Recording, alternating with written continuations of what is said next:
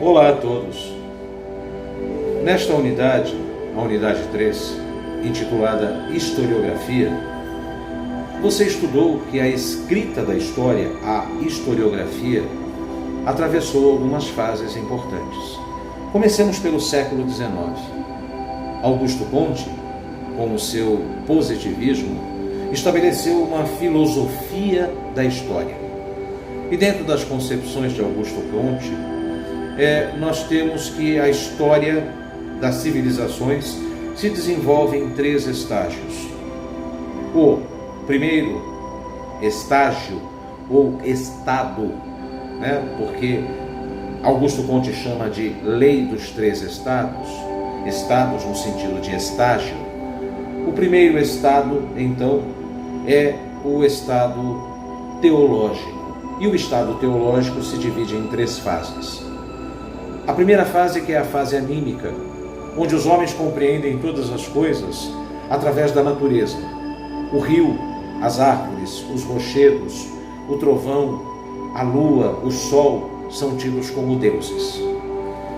Numa segunda fase, nós temos então que esses deuses, que estão representados através da natureza, ganham formas humanas ou antropozoomórficas.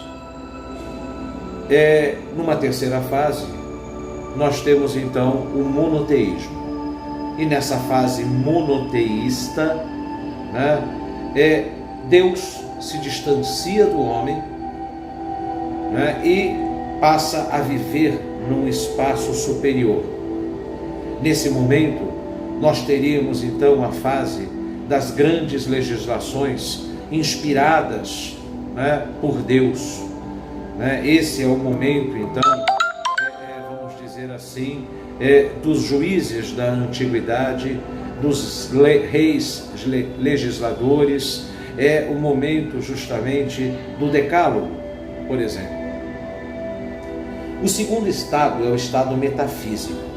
Se no primeiro estado o homem respondia a todas as coisas em função de uma concepção religiosa, no segundo estado ele faz muitas perguntas, mas ele não tem respostas para elas.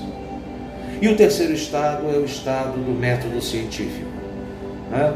É o estado justamente em que o homem atinge o desenvolvimento científico, ele, por sua vez, desenvolve o pensamento científico.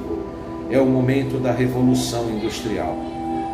De acordo com Augusto Comte, o estado teológico corresponderia, então, ao momento da humanidade entre a Antiguidade e a Idade Média.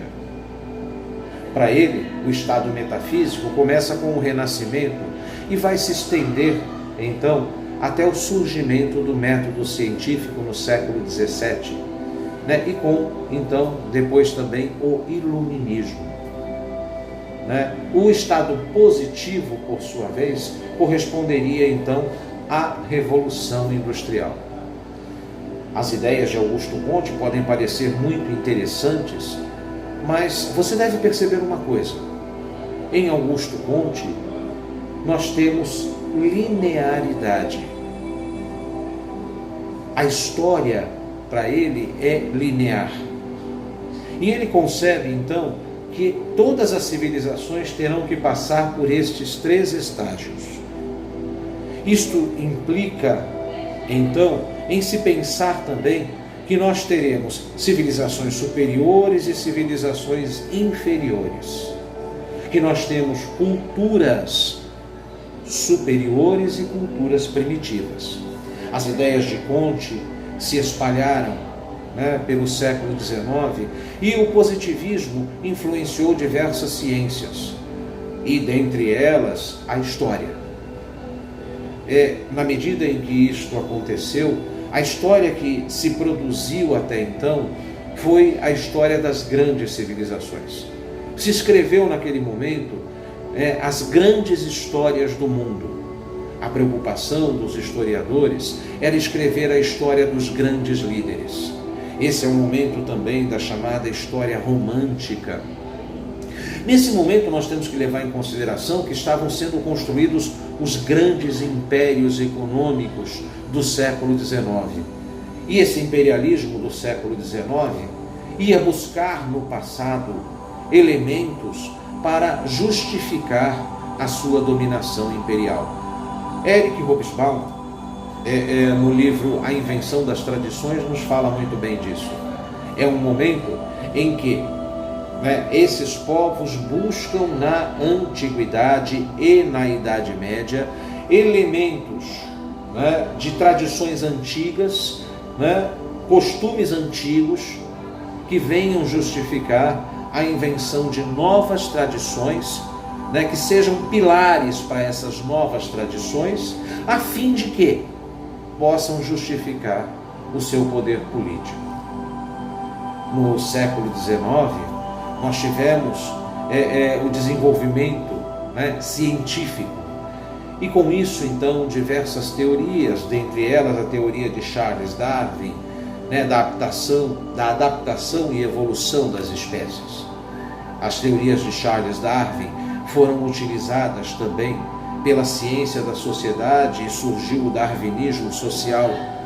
Nós tivemos também que esse é um momento de grande crescimento dos impérios econômicos e a chamada lei da concorrência, que se estabelece na natureza, ou melhor, da competição que se estabelece na natureza, acabou sendo adotada pela economia, e se transformou justamente na concorrência. O liberalismo econômico se desenvolveu bastante. E é o momento também em que Marx e Engels, por sua vez, vão fazer a crítica a este pensamento liberal. Marx vai introduzir o chamado materialismo histórico. E esse materialismo histórico vai ser fundamental para se fazer esta crítica de uma sociedade onde predomina a luta de classes. E essa luta de classes, de acordo com Marx, no Manifesto Comunista, ela se manifesta em todos os momentos da história humana. Na Antiguidade nós temos escravos contra senhores, na Idade Média nós temos os servos contra os senhores, na Idade Moderna nós teremos então a presença da baixa burguesia, da média burguesia, contra justamente a nobreza, e assim por diante. Essas situações, conhecidas como luta de classes, por sua vez, se farão presentes em todos os momentos da história. Para Marx, toda vez que o homem se reúne para produzir, ele produz muito mais do que bens materiais. Porque quando ele se reúne para produzir, ele também produz vocabulário, ele produz comportamentos, ele produz crenças religiosas, ele produz ajuntamentos políticos, ele se organiza enquanto família. Ele, na verdade, vai transformando o mundo em que ele vive. Até mesmo o vocabulário que ele usa é pleno de significados e de significantes. Então o homem produz muito mais do que bens materiais. Ele produz cultura. De acordo com Marx, eu tenho que partir justamente de uma história micro para poder chegar justamente a compreender a totalidade da sociedade. E o elemento econômico passa a ser fundamental na concepção de Karl Marx. Seguindo esse pensamento marxiano, nós temos então que a escola dos análises trouxe um grande avanço.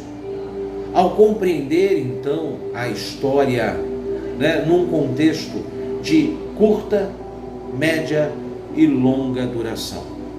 Marc Bloch foi fundamental, e a partir daí nós vamos ter então o desenvolvimento da grande história francesa. A historiografia francesa, com grandes representantes como Philippe Arrier, Jacques Le Goff, Georges Duby e tantos outros, vai estabelecer a história das mentalidades. Além dessa história das mentalidades, essa nova história que se desenvolveu nos permitiu compreender uma história no plano cultural. E essa história cultural permite então que compreendamos todas as condições de alteridade que se mantém na história. Isso fez com que, por exemplo, Todorov escrevesse a história do outro. E a metodologia de Todorov foi fundamental para que nós então pudéssemos introduzir este elemento de alteridade na história. Pois bem, meus queridos, eu quero que a partir desse momento vocês reflitam um pouco em tudo isso. Voltem a ler o texto da unidade Historiografia no seu manual e depois de ler o texto da unidade Historiografia no seu manual, eu gostaria que vocês refletissem sobre uma questão fundamental. Eu quero que vocês pensem qual a diferença fundamental entre a história positivista e o materialismo histórico de Karl Marx. E daí então, reflitam em quais as contribuições de Karl Marx, do materialismo histórico de Karl Marx, para a história dos análises e a história que se produziu posteriormente. Breve, nós voltamos a conversar. Eu sou Gilberto Aparecido Angelozzi, coordenador do curso de História da Unigran Rio e sou o professor de vocês nessa disciplina História da Historiografia. Até mais, pessoal!